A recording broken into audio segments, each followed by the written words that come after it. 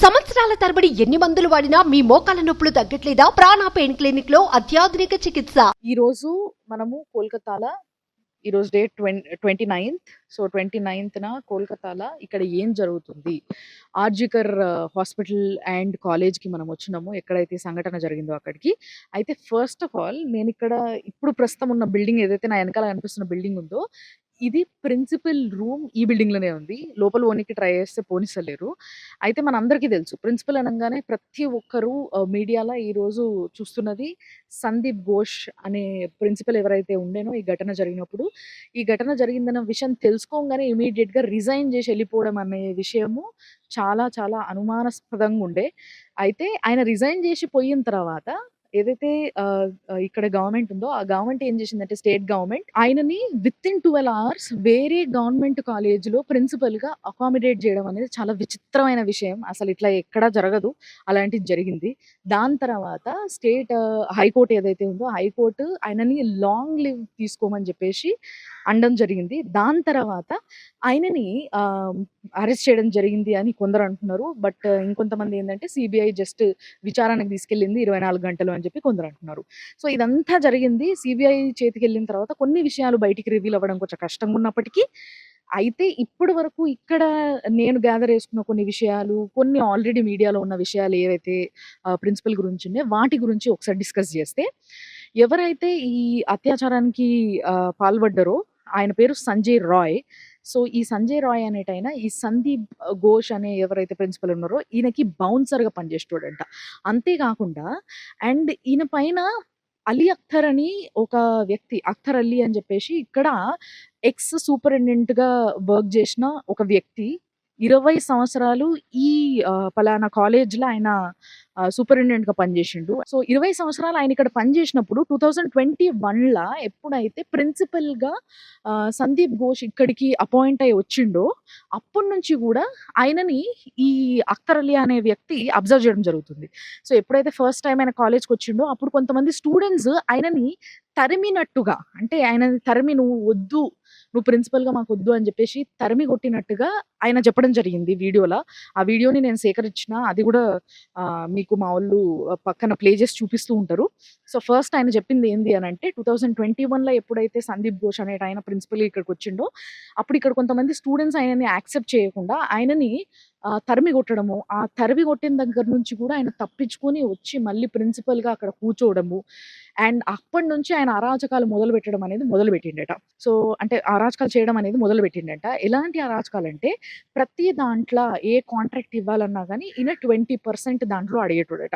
For example ఏదైనా మెడిసిన్స్‌ది కావచ్చు, లేకపోతే ఏదైనా బయోమెడికల్ వేస్ట్ కావచ్చు, లేకపోతే ఏదైనా contract like house keeping contract కావచ్చు, ఆఖరికి బాత్రూమ్స్ క్లీనింగ్ కాంట్రాక్ట్ ఏదైతే ఉందో దాంట్లో కూడా 20% అమౌంట్‌ని ఆయనకిస్తేనే ఆ కాంట్రాక్ట్ వాళ్ళని యాక్సెప్ట్ చేస్తాడనమాట. వాళ్ళని తీసుకుంటాడనమాట.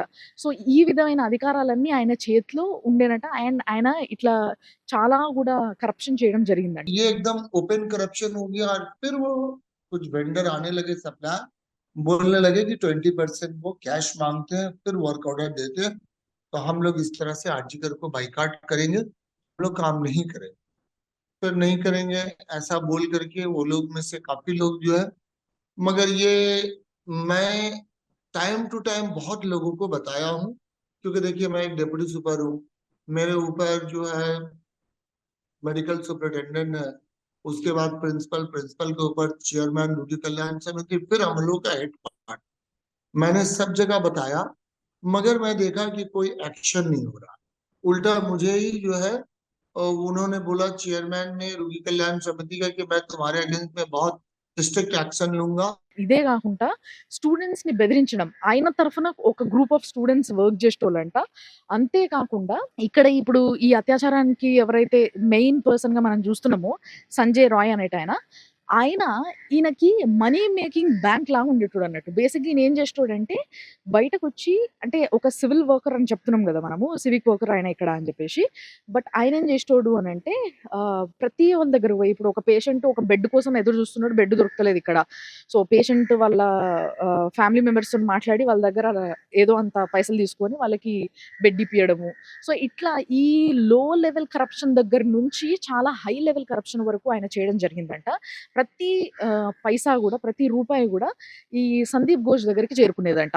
అండ్ అంతే గాకుండా ఈ అమ్మాయి ఎవరైతే ఇప్పుడు మనము అభయ అని చెప్పుకుంటున్నామో, ఈ అభయ ఇన్సిడెంట్‌కి ముందు Abhaya was against to all this. అంటే బేసిక్‌గా ఈమె ఏందంటే ఈమె దగ్గర కొన్ని ప్రూఫ్స్ ఉండేనంట వీటన్నిటికి సంబంధించినయి గూడా.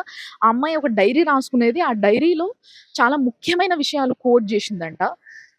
ఈయన సందీప్ ఘోష్ గురించి. సో, ఈ విషయాలు వాళ్ళ పేరెంట్స్ అభయ వాళ్ళ పేరెంట్స్ ఒక వీడియోలో చెప్పడం మనం జూషినాము. అంటే మీరు జూషిరో లేదో గానీ, బట్ నేనైతే ఇక్కడ లోకల్ మీడియాలో కొన్ని వీడియోస్‌లో చూడడం జరిగింది. అండ్ వాళ్ళ పేరెంట్స్‌ని గూడా కలవడానికి ప్రయత్నిస్తున్నాం. అది గూడా నేను మీకు త్వరలోనే చూపిస్తా. సో, అక్కడ పేరెంట్స్ చెప్పిందేందంటే, ఆ అమ్మాయి యొక్క డైరీ ఏదైతుందో అది సీబీఐ వాళ్ళకి వాళ్ళు ఇవ్వడం జరిగిందంట. హ్యాండ్ ఓవర్ చేయడం జరిగిందంట. సో, ఆ హ్యాండ్ ఓవర్ చేసిన తర్వాత అందులో ఒక లాస్ట్ పేజ్ ఆ డైరీలో లాస్ట్ పేజ్ ఏదైతుందో దాంట్లో చాలా ఇంట్రెస్టింగ్ విషయాలున్నాయంట. ఈ ఈ ఘటన జరగడానికి ముందు జరిగిన ఏవైతే మెయిన్ ఉన్నాయో, సో, ఆ విషయం బయటికి రావద్దని జెప్పేసి, ఆ విషయం నిజంగా బయటికి రివీల్ చేయొద్దని పేరెంట్స్‌కి సీబీఐ వాళ్ళు గూడా చాలా స్ట్రిక్ట్‌గా చెప్పడం జరిగిందంట. దానివల్ల ఆ విషయం బయటికి రావట్లే. బట్ ఆ డైరీలో ఏం రాసింది? ఏమేం కోట్ జేసింది? అసలు సందీప్ ఘోష్ గురించి దాంట్లో ఎలాంటి విషయాలున్నాయి? అండ్ దాని వల్లనే ఆ అమ్మాయిని సందీప్ ఘోష్ టార్గెట్ జేషిండు. Sandip Ghosh is not a single person. ఆయనకి చాలా పెద్ద గ్రూప్ ఉంది అన్న విషయం చాలా మంది ఇక్కడ చెప్తున్న ఒక ఫ్యాక్ట్ అని జెప్పేసి అంటున్నారు. అండ్ ఇంకొకటి ఏంది అనంటే ఇప్పుడు మీరు నా పక్కన చూస్తున్న ఈ అఖ్తర్ అలీ అనే వ్యక్తి ఎవరైతే ఉన్నారో ఎక్స్ సూపరింటెండెంట్‌గా ఇక్కడ ఉన్న వ్యక్తి. సందీప్ ఘోష్ గురించి ఆయన రివీల్ చేసిన చాలా విషయాల్లో ఆయన ఏమని చెప్పిండంటే సందీప్ ఘోష్ ఇలాంటి విషయాల్లో పైసలు, స్మగ్లింగ్ అండ్ ఇంతకుముందు హెరాస్మెంట్ కేసులు గూడా ఆయన పైనున్నయి. అంతే గాకుండా వీడియోలో ఒక ప్లేస్‌లో మీరు బాగా విన్నట్టయితే కొంతమంది ఎంప్లాయీస్‌ని ఇక్కడ వర్క్ చేసే వాళ్ళని ట్రాప్ జేసి ఒక గెస్ట్ హౌస్‌కి తీసుకెళ్ళి తాగించి అండ్ ఇంకా చాలా విషయాలు చేసేటోడు. అవన్నీ నా నోటితో నేను చెప్పలేను. నాకే సిగ్గుచేటుగా అనిపిస్తుంది అని ఆయన మెన్షన్ చేయడం జరిగింది. అండ్ ఇంకొకటి ఏంది అనంటే సందీప్ ఘోష్ గురించి ఒకసారి స్టేట్ గవర్నమెంట్‌కి and at the same time మన ద్రౌపది ముర్ముర్ ప్రెసిడెంట్ మేడమ్‌కి కూడా ఈయన మెయిల్ పంపడం జరిగిందంట. ఇలాంటి అరాచకాలు ఇక్కడ జరుగుతున్నాయి. ఈ ప్రిన్సిపల్ ఇలాంటి పనులు చేస్తున్నాడు అని చెప్పేసి. బట్ ఎటువంటి రియాక్షన్ రాలేదంట. పోగా ఆ మెయిల్ ఏదైతే 2 గవర్నమెంట్స్‌కి పంపడం జరిగిందో అది పంపిన తర్వాత కరెక్ట్ 1 మంత్‌కి ఈయననే ట్రాన్స్‌ఫర్ చేయడం జరిగిందంట. फिर मैं जब बैठ के था तो फिर मैं ऑनरेबल चीफ मिनिस्टर को फिर एक बार मेल के थ्रू एक मेल भेजा और फिर honourable president government of India को भेजा। फिर उसके 1 महीने बाद अचानक से मुझे पता चला कि मेरी पोस्टिंग हो गई है। वेबसाइट पे ऑर्डर निकल आया तो मुझे मुर्शिदाबाद मेडिकल कॉलेज में ट्रांसफर किया गया। సో, ఈయన ట్రాన్స్‌ఫర్ అయ్యిందేమో 2023లో అట్లా ట్రాన్స్‌ఫర్ చేసిరట ఈయనని. సో, అప్పుడు వరకు 2021లో ఎప్పుడైతే సందీప్ ఘోష్ ఇక్కడ ప్రిన్సిపల్‌గా వచ్చిండో అప్పటి నుంచి గూడా ఆయనను ఫాలో అయితే ప్రతీదీ కూడా మనుషుల్ని చంపడానికి గూడా ఎనకకి పోని వ్యక్తి సందీప్ ఘోష్ అన్న విషయాన్ని చాలా స్పష్టంగా చెప్తున్నారు. ఘోరమైన విషయాలు ఏంది అనంటే చాలా మంది స్టూడెంట్స్‌ని కావాలని సందీప్ ఘోష్ అనే ప్రిన్సిపల్ ఫెయిల్ చేయడం జరుగుతుండేనంట. ఫెయిల్ అయిన తర్వాత ఆ పిల్లల్ని పాస్ చేయడానికి మళ్ళీ వాళ్ళ దగ్గర దాదాపుగా 5, 6 లక్షలు, 4 లక్షలు ఇట్లా డిమాండ్ చేసేటోళ్ళంట. సో, అట్లా వాళ్ళ దగ్గర నుంచి పైసల్ని వసూలు చేసి మళ్ళీ వాళ్ళని పాస్ చేయడం జరుగుతుండేనంట. ఇది చాలా కామన్‌గా మారిందంట. అంతే కాకుండా కొంతమందిని హెరాస్ చేసి, కొంతమంది అమ్మాయిల్ని హెరాస్ చేసి ఎవరైతే వీళ్ళకి యాంటీగా వర్క్ చేస్తున్న వాళ్ళు, వీళ్ళకి అగెయిన్స్ట్‌గా బిహేవ్ చేస్తున్న స్టూడెంట్స్ మగవాళ్ళు ఉంటారో వీళ్ళని హెరాస్ చేసిన కేస్ కింద ఇరికియడము, ఇలాంటివి ఎన్నో ఘోరాలు చేయడం జరిగిందంట ఆయన. అయితే ఈయన ఎవరైతే అఖ్తర్ అలీ అనే వ్యక్తి మనతోని ఇప్పుడు పక్కన చూస్తున్నారు మీరు మాట్లాడుతున్నారు. ఆయనతోని మాట్లాడినప్పుడు ఆయన చెప్పిన ముఖ్యమైన విషయాలు ఏంది అనంటే చాలా చాలా షాకింగ్ విషయం ఏంది అనంటే దీంట్లో బేసిక్‌గా ఈయనకి పెద్ద టీమే ఉంది. ఏ లెవెల్ ఆఫ్ అఫీషియల్‌కి నేను కంప్లెయింట్ చేసినా గూడా ఎటువంటి యాక్షన్ తీసుకోలేదు ఆయన పైన. कंप्लेन करने के बाद मैंने प्रिंसिपल सेक्रेटरी को चिट्ठी दिया और मैंने उन्हें इंटरवीन करने, जब मेरे जान का धमकी आने लगा तो मैंने ऑनरेबल चीफ मिनिस्टर को भी एक लेटर भेजा। लेटर भेज के उनसे मिलने का सौभाग्य नहीं हुआ, मगर उनके ओएसडी से मैं मिला। मैं मिल के उनके सारी बात बताया कि ये ऐसा ऐसा आरजीकर मेडिकल कॉलेज में करप्शन हो रहा है, और मैंने आवाज उठाया तो ये लोग मेरे जान के पीछे पड़े हैं। मुझे मुझे इंसाफ चाहिए। अल्टीमेटली कोई फैसला नहीं हुआ, कुछ नहीं हुआ।